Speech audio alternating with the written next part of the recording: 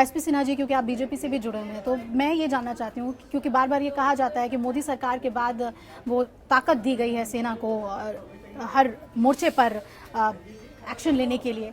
क्या हाल के दिनों में जो एक्शन लिए गए हैं सेना के द्वारा जितने भी मोर्चे पर, ये उसका असर है कि एक रोष है वहाँ के आम लोगों में, या फिर जो सेपरेटिस्ट लोगों की बात उन्होंने कही वो भड़का रहे हैं?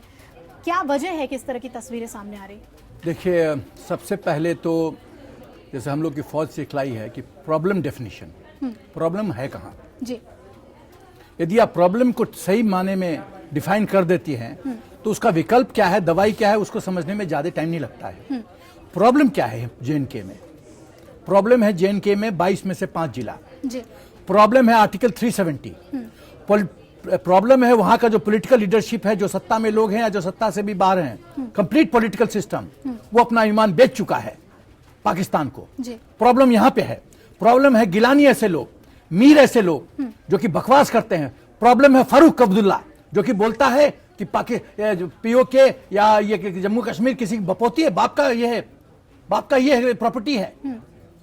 मैं पूछना चाहता हूं फारूक अब्दुल्ला से, जम्मू कश्मीर क्या उसके बाप की प्रॉपर्टी है? Where was he before 1947? Maharaja Hari Singh वहां के मालिक थे, राजा थे। तो ऐसे ऐसे जो लोग देश के अंदर रख के बकवास करते हैं और खुलेआम घूमते हैं, जिनको इंडिया गेट पे हैंग कर देना चाहिए 24 घंटा में, तब तक जेएनके में सुधार नहीं हो सकता। This is problem definition. Now coming to the solution. General Rawat ने कहा कि जो ऐसे लोग आतंकवादी ऐसे हरकत करते हैं उसको ओवरग्राउंड वर्कर्स समझा जाएगा। जो लोग आईएस फ्लैग, पाकिस्तान फ्लैग दिखाते हैं उसको देशद्रोही माना जाएगा और मिलिट्री को पूरा फ्रीडम होगा कि उपयुक्त भाषा में उसका उत्तर दे।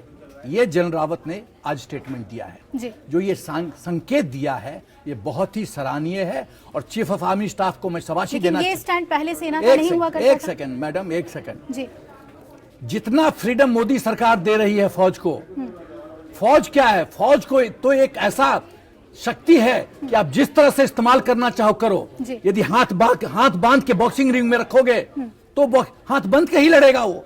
यदि खुले हाथ छोड़ दोगे तो अपने पूरे शक्ति का प्रदर्शन करेगा। लेकिन सर, यहाँ पर पॉइंट ये है कि जहाँ ये कहा जाता है कि मिलिट्री एट्रोसिटीज वहाँ की जनता झेलती है, मैं आपसे जानना चाहूंगी कमल साहब कि ऐसे में अगर अब आप और ज्यादा सख्ती दिखाएंगे तो क्या वहाँ के लोगों को अपने विश्वास में ले पाएंगे? वो कॉन्फिडेंस उनका जीत पाएंगे? Just give me 1 minute before you go to Mir साहब। मैं ये कहना चाहता हूं, क्यों हम लोग इतना कंफ्यूज हैं, कितना भ्रमित हैं हम लोग।